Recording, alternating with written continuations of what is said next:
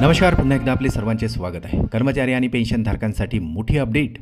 कर्मचाऱ्यांचा medical allowance होणार 20,000 रुपये.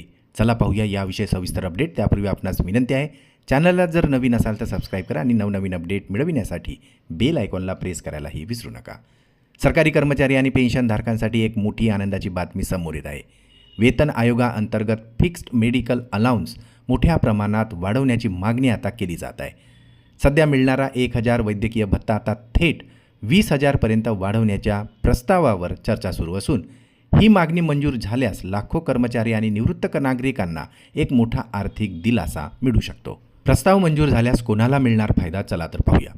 सरकारी कर्मचारी, सरकारी पेन्शनधारक, CGSS सुविधा नसलेल्या शहर आणि गावातील कर्मचाऱ्यांना, तर दुर्गम भागात राहणारे निवृत्त कर्मचारी, अंदाजे 1 कोटीपेक्षा जास्त कर्मचारी आणि पेन्शनर्स आता याचा थेट लाभ घेऊ शकतात.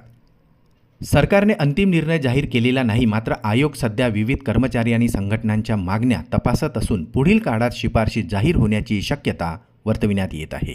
यामुळे आता कर्मचारी आणि पेन्शनधारकांना मोठा फायदा मिळण्याची शक्यता आहे.